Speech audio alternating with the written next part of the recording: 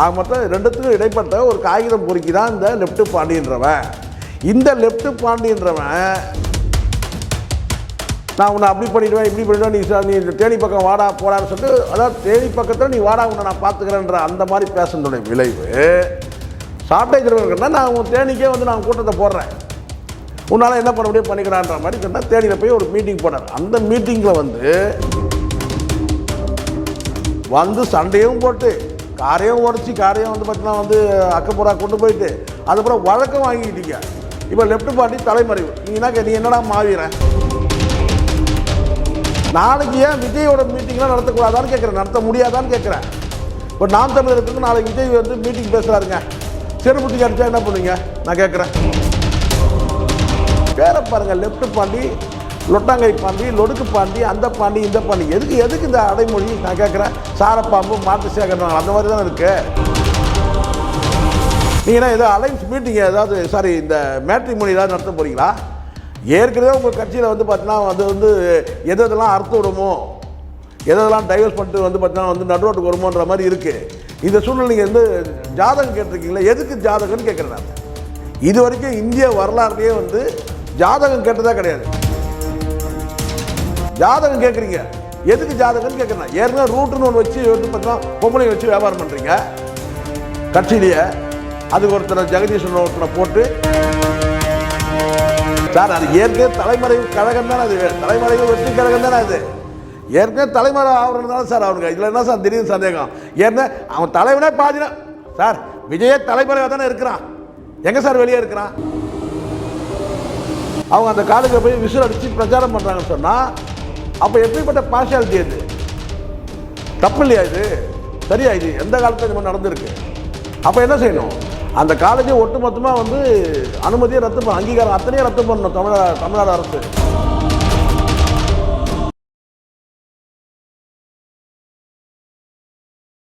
Sir வணக்கம் sir.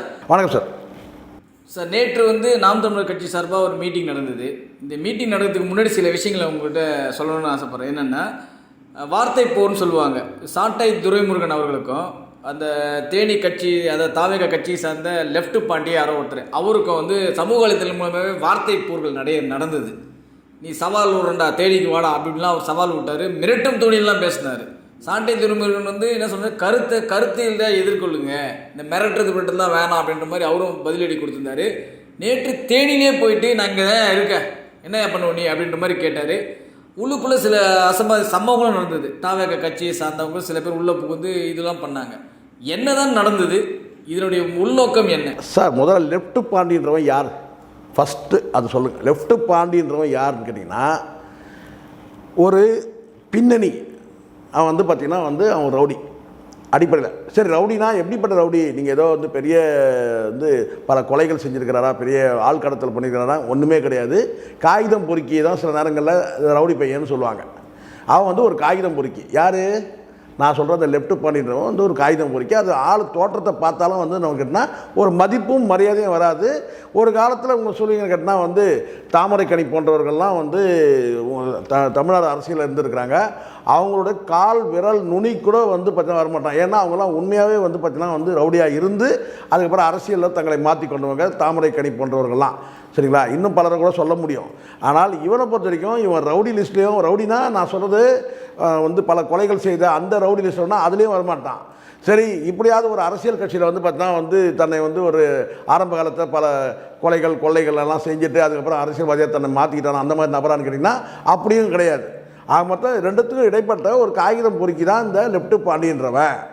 இந்த left பாண்டின்றவன் கேட்டிங்கன்னா சவால் வர்றது யாருக்குன்னு கேட்டிங்கன்னா நாம் தமிழருக்கு சவால் வர்றான். நாம் தமிழர்களுக்கு சீமானுக்கும் சரி சாட்டை துரைமுருகனுக்கும் இவன் கடந்த காலத்தில் அங்கே லோக்கலில் ஜாடமாடியாக பேசிக்கிறது வேறு, ஒரு மீடியாவிலேருந்து பேசுறது வேறு, கட்சியினர்கிட்டயே சீமானை குறித்தும் சாட்டை துரைமுருகன் குறித்து ரொம்ப மட்டமாக பேசுறதுலாம் எனக்கு சில தம்பிகள் என்கிட்ட அங்கேருந்து ஃபோனில் சொல்லுவாங்க. நான் ஒரு நாளைக்கு ஒரு பிரச்சனை பண்ணுறதுக்கு ரெடியாக இருக்கிறான், இவன் அந்த மாதிரி தற்கொலைத்தனமாக பேசக்கூடிய நபராக இருக்கிறான், இங்கே ரொம்ப ஓவராக சீன் போடுறான். ஏன்னா உங்களுக்கு மாவட்ட நிர்வாகி மாவட்ட செயலராக அவர் போட்ட உடனே அங்கே ஒரே ரொம்ப அலம்பல் ஜாஸ்தி பண்ணான். இருக்கிறதுலையே சேலத்தில் இருக்கிறவனும் இவனும் 2 பேர் மட்டும்தான் வந்து ஓவராக சீன் போட்டது. க்ரெயினில் கொண்டு வந்து மாலையை போடுறது, ரோடெல்லாம் மலர்த்து வருது, இப்படி வந்து கேட்டால் வந்து ஓவராக சீன் போடுறது. அடிப்படையில் இவங்களுடைய பொழப்பே என்னன்னு கேட்டிங்கன்னா, காகிதம் பொறுக்கின்னு எதோ சொல்கிறேன்னு கேட்டிங்கன்னா, டிக்கெட்டை பொறுக்கிறது தான் இவனுக்கு வேலையே. பிளாக்கில் டிக்கெட்டு வந்து விற்று வந்து இவனுக்கு கல்லா கட்டின பசங்க இவனுங்க. பெரிய ரவுடினா பெரிய வந்து இவர் பின்னாடி பெரிய ஆள் பலம் படைபலம்லாம் கிடையாது, புரியுங்களா? லோக்கலில் கட்ட பஞ்சாயத்து பண்ணிட்டு பொறிக்கித்தனம் பண்ணிட்டு இருந்த பையன் தான் அந்த லெஃப்ட் பாயிண்ட். இப்போ என்ன நடந்திருக்குன்னா, கடந்த காலத்தில் வந்து நான் சொல்கிறது வெகு சமீபத்தில் தான் நான் சொல்கிறேன். சாட்டை துரைமுருகன் வந்து ஒரு காணொலி போடும்போது சாட்டை துரைமுருகன் குறித்து இவன் ஒரு வீடியோ போடுறான். எப்படி கேட்டால், நீ ஒரு ஊடகமாக பேசினா கூட பிரச்சனை கிடையாது, தனிப்பட்ட முறையில் டேய் உன்னை வந்து இதை பண்ணுறோண்டா, உன்னை அதை பண்ணுறோண்டா, இதை பண்ணுறோம் சொல்லிட்டு ரொம்ப தற்கொலைத்தனமாக போட்டுறான். இந்த மாதிரி பேசுகிறத வந்து தலைமையில் இருக்க எவனும் கண்டிக்கவும் கிடையாது. நான் உன்னை அப்படி பண்ணிவிடுவேன் இப்படி பண்ணிவிடுவேன், நீ தேனி பக்கம் வாடா போடான்னு சொல்லிட்டு, அதாவது தேனி பக்கத்தில் நீ வாடா உன்னை நான் பார்த்துக்கிறேன்ற அந்த மாதிரி பேசுனதுடைய விளைவு சாட்டை துரைமுருகன்னா, நான் உன் தேனிக்கே வந்து நான் கூட்டத்தை போடுறேன், உன்னால் என்ன பண்ண முடியும் பண்ணிக்கிறான்ற மாதிரி கேட்டால் தேனியில் போய் ஒரு மீட்டிங் போனார். அந்த மீட்டிங்கில் வந்து இவன் என்ன செஞ்சுருக்காங்கன்னா, ஒரு மீட்டிங்க்கு வரும்போது ஒரு ஆர்ப்பாட்டம் அறிவிக்கலாம், இந்த கூட்டத்தை நடத்துறதுக்கு அனுமதி கொடுக்கக்கூடாதுன்னு சொல்லி ரத்து பண்ணணும்னு சொல்லிட்டு கூட நீங்கள் ஆர்ப்பாட்டத்தை அறிவிக்கலாம். அதில் வந்து பார்த்தீங்கன்னா சாலை மறியல் கூட பண்ணலாம்.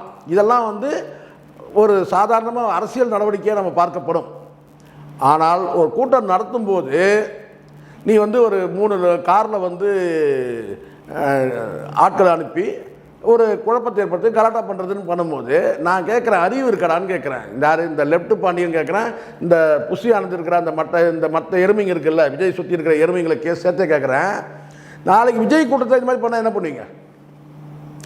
ஆனால் வந்துட்டு வந்து பார்த்தீங்கன்னா வந்து அடியை வாங்கின்னு போனானுன்னு வச்சுக்கிறேன். வந்தவன் வந்து ஏதாவது சம்பவம் பண்ணனா, எதுவும் சம்பவம் கிடையாது, அடி உதவ வாங்கி ஓடினானுங்க.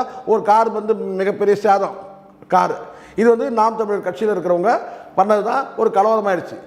வந்து சண்டையும் போட்டு காரையும் உடச்சி காரையும் வந்து பார்த்தீங்கன்னா வந்து அக்கப்புறா கொண்டு போயிட்டு அதுக்கப்புறம் வழக்கம் வாங்கிக்கிட்டீங்க. இப்போ லெஃப்ட் பாண்டி தலைமறைவு. நீ என்னடா மாவீர? நீ நேரம் என்ன செஞ்சிடணும்? ஆமாங்க நான் தாங்க பண்ணேன்னு சொல்லிட்டு நீ என்ன செஞ்சிடணும்? சரண்டர் ஆகிட்டு இருக்கணும்ல, தலைமறை ஆகிட்டேன். இப்போ என்ன செய்கிற? முன்ஜாமீன் அப்ளை பண்ண போகிறேன். அதான் நடக்க போகுது. நான் என்ன கேட்குறேன்னா, ஒரு கூட்டத்தில் ஒரு பொதுக்கூட்டத்தில் முறையாக காவல்துறைக்கிட்ட அனுமதி வாங்கி நடந்த ஒரு பொதுக்கூட்டத்தில் நீ வந்து இந்த மாதிரி ஒரு தாக்குதல் சம்பவம் திட்டமிட்டு நீ நடத்துகிறேன்னு சொன்னால், நாளைக்கு ஏன் விஜயோட மீட்டிங்லாம் நடத்தக்கூடாதான்னு கேட்குறேன், நடத்த முடியாதான்னு கேட்குறேன். இப்போ நாம் தமிழர் இருக்குங்க, நாளைக்கு விஜய் வந்து மீட்டிங் பேசுகிறாருங்க, செருப்புத்திக்கு அடித்தா என்ன பண்ணுவீங்க நான் கேட்குறேன். ஏன் நடக்காதுன்னு எதுவும் இருக்கா? அது நேற்றே கன்ஃபார்ம் ஆயிடுச்சு. உங்களால் ஏற்கனவே மதுரை தாண்டி எந்த கூட்டமும் போட முடியல, சீனை ஓட்டின்னு இருக்கீங்க. சேலம் இப்படியே மூடிட்டு இருக்கீங்க, நாமக்கல் சேலம். ஏன்னா இங்கே தான் கட்டமைப்பு இருக்குது. சுற்றி இங்கே வந்துட்டு இருக்கீங்க, ஈரோடு சேலம் கோயம்புத்தூர் இப்படியே வந்துட்டு இருக்கீங்க. இதை தாண்டி திருவள்ளூர் பக்கம் கூட உங்களால் ஒரு கூட்டம் போட முடியல. வேறு மாவட்டங்களே இல்லையா? நீங்கள் சொல்லுங்கள், வேறு மாவட்டம் இல்லையா சார்? சுற்றி சேலம் நாமக்கல் இப்படியே தான் வந்துட்டு இருக்கீங்க. கரூரில் கூட நீங்கள் உங்களால் இனிமேல் கூட்டம் போட முடியாது.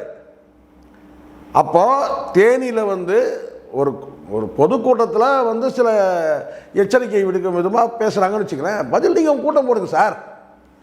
பதில் நீ இந்த லெஃப்ட் பாண்டின்னு சொல்கிற பாருங்க, பேரை பாருங்கள், லெஃப்ட் பாண்டி, லொட்டாங்கை பாண்டி, லொடுக்கு பாண்டி, அந்த பாண்டி இந்த பாண்டி. எதுக்கு இந்த அடைமொழி நான் கேட்குறேன்? சாரப்பாம்பு மாட்டு சேகரம் அந்த மாதிரி தானே இருக்கு. சரி, நீ அடைமொழி நீ வச்சுங்க. நீங்கள் ஒரு பொதுக்கூட்டத்தில் நீங்கள் வந்து அவர் வந்து பேசுகிறாருன்னா நீங்கள் ஒரு பொதுக்கூட்டம் போடுங்க சார், போட்டு நீங்கள் பேசுங்க. அதை விட்டு நீங்கள் வந்து காரில் வந்துட்டு ரவுடித்தனம் பண்ணீங்களா? நீங்கள் அதுக்கு பதிலடி கிடச்சிருக்கு, அவ்வளோதான். இல்லை சார், இது ஒரு பக்கம் இருக்க இவருடைய விண்ணப்ப படிவுன்னு நினைக்கிறேன். உங்களுக்கு தெரியும், இந்த தாவேக்கா சார்பாக விண்ணப்ப படிவம் கொடுத்தாங்க. அதில் பார்த்தீங்கன்னா ஜாதி என்ன ஜாதின்னு மென்ஷன் பண்ணியிருக்கானுங்க. பிறப்புக்கும் எல்லா உயிருக்கும் சொல்லிட்டு ஜாதி மென்ஷன் பண்ணிருக்காங்க. இவனுக்கு தற்கூரி கட்சி பார்க்க நீங்கள் வந்து அதை மட்டும் தான் நீங்கள் பார்த்துருக்கீங்கன்னு நினைக்கிறேன். ஜாதியை தாண்டி இன்னொன்று போட்டிருந்தானுங்க, ஜாதகம் கேட்டிருக்கிறானுங்க. எதுக்கு ஜாதகம்? யாராவது ஜாதகம் கேட்பானா சார்? சார் எல்லா கட்சியிலையும் கூட நீங்கள் சாதி வரை கேட்டிருக்கலாம் சார். பல விண்ணப்ப வழிகளை எந்த சமூகத்தை சார்ந்தவர் சொல்லி சாதி கேட்டிருக்கலாம். ஆனால் நீங்கள் பெரியாருடைய வழித்தோன்றல் பெரியாருடைய கொள்கையை பின்பற்றுறீங்கன்னா அது நீங்கள் கேட்கக்கூடாது. சரி, கேட்டிருக்கீங்க, ரைட். நான் என்ன கேட்குறேன், ஜாதகம் எதுக்குடான்னு கேட்குறேன் நான். நீங்கள் என்ன ஏதோ அலைன்ஸ் மீட்டிங் ஏதாவது இந்த மேட்ரிமோனி ஏதாவது நடத்த போகிறீங்களா? ஏற்கனவே உங்கள் கட்சியில் வந்து பார்த்தீங்கன்னா அது வந்து எதெல்லாம் அர்த்தம் விடுமோ, எதெல்லாம் டைவர்ஸ் பண்ணிட்டு வந்து பார்த்தீங்கன்னா வந்து நடுரோட்டுக்கு வருமோன்ற மாதிரி இருக்குது. இந்த சூழ்நிலை நீங்கள் வந்து ஜாதகம் கேட்டிருக்கீங்களா? எதுக்கு ஜாதகம்னு கேட்குறேன் நான். இது வரைக்கும் இந்திய வரலாறுலேயே வந்து ஜாதகம் கேட்டதே கிடையாது. ஜாதகன்றது ஒருத்தருடைய பர்சனல், அது இன்னும் சொல்லப்போனால் ப்ரைவேட், முழுக்க முழுக்க ப்ரைவேட் சார் அது ஜாதகம் என்பது. அப்போ அந்த ஜாதகத்தை நீங்கள் வாங்குறேன்னு சொன்னால் அப்போ என்ன அர்த்தம்? இவன் எத்தனை வருஷம் ஆயுசு இருக்குது, இவனுக்கு சீட்டு கொடுக்கலாமா வேணாமா அப்படி பார்ப்பீங்களா? நான் கேட்குறேன். இல்லை இவன் வந்து பார்த்தீங்கன்னா கல்யாணத்துக்கு ஏதாவது வந்து கல்யாணம் ஆகாத பையனாக இருந்தானா அவனுக்கு மேட்ரிமோனியில் ஏதாவது நடத்த போகிறீங்களா? நான் கேட்குறேன். நீங்கள் என்ன தமிழக வெற்றி கழகமா இல்லை தமிழக மேட்ரிமோனி கழகமா? நான் கேட்குறேன். எதுக்கு ஜாதகம்? ஏற்கனவே நீங்கள் வந்து இந்த மாநாட்டு பந்தல் போடுறதுக்கு நீங்கள் பூமி பூஜை போடுறது இதெல்லாம் பெரியாருடைய கொள்கையை சார்ந்ததா? இது அடுத்த கட்டமாக ஜாதி கட்டிங்க இருக்குது. அதுக்கு தாண்டி நீங்கள் இப்போ என்ன பண்ணீங்கன்னா ஜாதகம் கேட்குறீங்க. எதுக்கு ஜாதகம்னு கேட்குறேன். ஏற்கனவே ரூட்டுன்னு ஒன்று வச்சு வந்து பார்த்தீங்கன்னா பொம்பளைங்க வச்சு வியாபாரம் பண்ணுறீங்க கட்சியிலேயே. அதுக்கு ஒருத்தனை ஜெகதீஷன் ஒருத்தனை போட்டு மீடியேட்டர் வியாபாரம் தான் பண்ணுறீங்க, புரோக்கர் வேலை தான் பண்ணுறீங்க நடிகைகளை வச்சுக்கிட்டு.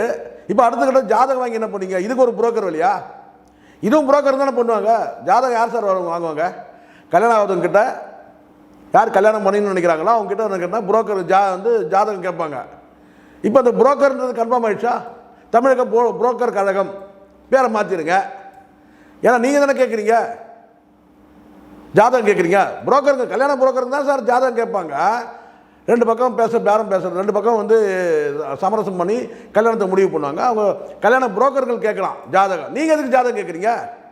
ஆனால் பொருத்தமாக இருக்குன்னு வச்சுங்களேன். யாருக்கு? புஷியானந்துக்கு பொருத்தமாக இருக்கும்.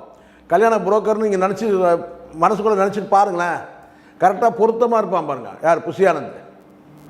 இல்லை சார், இவங்க வீரவசனம்லாம் பேசுகிறானுங்க. அது நான் இன்னொன்று சொல்கிறேன் பாருங்க. நீங்கள் பெண்கள் கிட்டலாம் நீங்கள் ஜாதகம் வாங்குறீங்க, இதில் எவ்வளோ குழப்பங்கள் நடக்கும் தெரியுமா?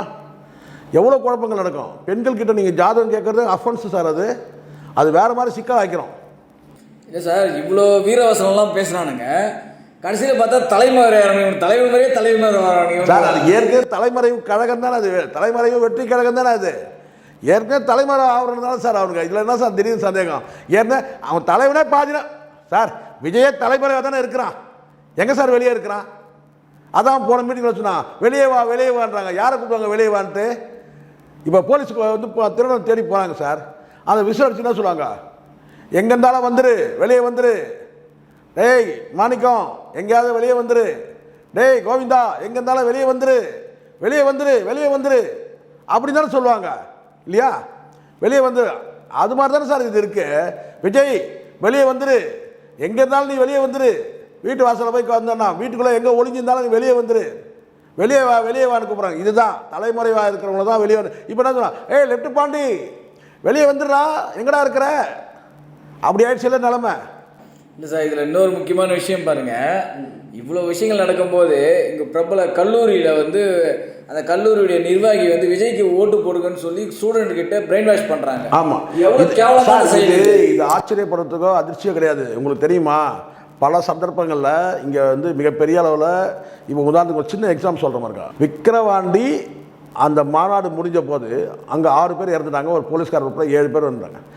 அந்த மாநாட்டுக்கு இவர் வந்துட்டு போன பிறகு மறுநாள் சாயந்தரம் அந்த இரங்கல் எதுவுமே தெரிவிக்கவே இல்லை. அந்த 6 பேர் இறந்ததுக்கு இரங்கல் தெரிவிக்கவே இல்லை. இன்னும் சொல்லணும்னா இறந்தவங்களுடைய வீட்டில் இன்னும் பாடி அடக்கம் பண்ணல. நான் சொல்கிறது மறுநாள் சாயந்தரம் இதே இவங்க ஃபேமிலி மேரேஜ் ஒன்று, யார் இந்த ஜேபிஆர் குடும்பத்தில் ஃபேமிலி மேரேஜுக்கு வந்து பொக்கேவோட போன நபர் தான் இவர். யார்? இந்த விஜய். அங்கே டெத்துக்கு போகலை, மறுநாள் நான் சொல்கிறது அடுத்த நாள் விக்கிரவாண்டி தேர்தலில் 6 பேர் இறந்துறாங்க. அந்த பாடி அங்கே போய் வந்து அடக்கம் பண்ணி, அந்த அடக்கம் இன்னும் கூட சொல்லப்போனால் வந்து போஸ்ட்மார்ட்டம் பண்ணி அடக்கம் பண்ண முடியல. அன்றைக்கி சாயந்தரம் இவர் வீடியோ காலில் பேசிட்டு, அது கூட ஒரு சிலர்கிட்ட மட்டும் எல்லாத்தையும் கிடையாது, புஷியானந்த் அனுப்பிவிட்டு அன்றைக்கி சாயந்தரம் வந்து பார்த்தீங்கன்னா ஜேபிஆருடைய வந்து குடும்பத்தில் உள்ள ஃபேமிலியோட அந்த ப்ரோக்ராம், மேரேஜ் ப்ரோக்ராமில் பொக்கேவோட போய் கலந்துட்டான் சார். அவ்வளோ நல்லவன். நம்ம அதை தாண்டி அந்த பெண்ணையும் இவரையும் வந்து நம்ம எதுவும் சொல்லலை தனிப்பட்ட முறையில். ஆனால் அந்த குடும்பத்தோட எதனால் இவ்வளோ பிணைப்பு நான் கேட்குறேன்? சொந்தமா பந்தமா? எதனால் இந்த அளவுக்கு வந்து அந்த அம்மா விசில் அடித்து ஒரு காலேஜில் போயிட்டு என்னை கேட்டால் அந்த காலேஜோட அனுமதி அங்கீகாரம் அத்தனையும் ரத்து பண்ணணும். ஒரு அரசியல் கட்சிக்கு எப்படி ஆதரவாக வந்து பார்த்தீங்கன்னா செயல்பட முடியும்? சொல்லுங்க பார்க்கலாம். ஒட்டுமொத்தமாக அந்த காலேஜோட அத்தனை அனுமதியும் ரத்து பண்ணணுன்ற நான் தமிழ்நாடு அரசு வழங்கக்கூடிய அத்தனை ஃபெசிலிட்டியும் கட் பண்ணணும். ஒரு காலேஜோட நிர்வாகி, ஒரு காலேஜோட முதலாளி, அவங்க தான் ஹெட்டு. அவங்க அந்த காலேஜில் போய் விசில் அடித்து பிரச்சாரம் பண்ணுறாங்கன்னு சொன்னால் அப்போ எப்படிப்பட்ட பார்ஷியாலிட்டி அது? தப்பு இல்லையா இது? சரியா இது? எந்த காலத்தில் இது மாதிரி நடந்திருக்கு? அப்போ என்ன செய்யணும்? அந்த காலேஜை ஒட்டுமொத்தமாக அனுமதியை ரத்து பண்ண, அங்கீகாரம் அத்தனையும் ரத்து பண்ணணும் தமிழ்நாடு அரசு. எப்படி ஒரு அரசியல் கட்சிக்கு சார்பாக நடந்துக்க முடியும்? சமீபத்தில் அதிமுக இந்த சிஆர் சரஸ்வதி தெரியும் நடிகை அவங்க என்ன பண்ணுவாங்க, விஜய்க்கு துப்பு இருந்தா தைரியம் இருந்தால் முதல்ல ஒரு பேட்டி கொடுக்க சொல்லுங்க பார்க்கலாம் அப்படின்றாங்க மேடையில். கரெக்டு தான் சார். பெரிய பார்த்தீங்களா யாரெல்லாம் பேசுகிறாங்க பாருங்க. இது அம்மாவுக்கு அப்போலோவில் உப்புமா கொடுத்த சரஸ்வதி கூட கேட்குற நிலைமையில் உங்கள் நிலைமை இருக்குது. அப்போ பார்த்துங்க, அம்மாவுக்கு அப்போலோவில் கொஞ்சோண்டு உருளைக்கிழங்கு பிசைஞ்சு சாப்பிட்டாங்க, இட்லி சாப்பிட்டாங்கன்னு சொல்லி பில்டப் பண்ண சரஸ்வதி, சிஆர் சரஸ்வதி ஒரு பேட்டி கொடுக்க துப்பு இருக்கான்னு கேட்குறாங்கன்னா அப்போ எந்த அளவுக்கு உன்னை புரிஞ்சு வச்சுருக்காங்கன்னு பார்த்துங்க. உன் நிலைமை எப்படின்னு பார்த்துங்க. விஜயோட நிலைமை தான். இது போல பல வீடியோக்களை கண்டு மகிழ எங்களது ரீசன்ட் வாய்ஸ் சேனலை மறக்காம சப்ஸ்கிரைப் பண்ணுங்க.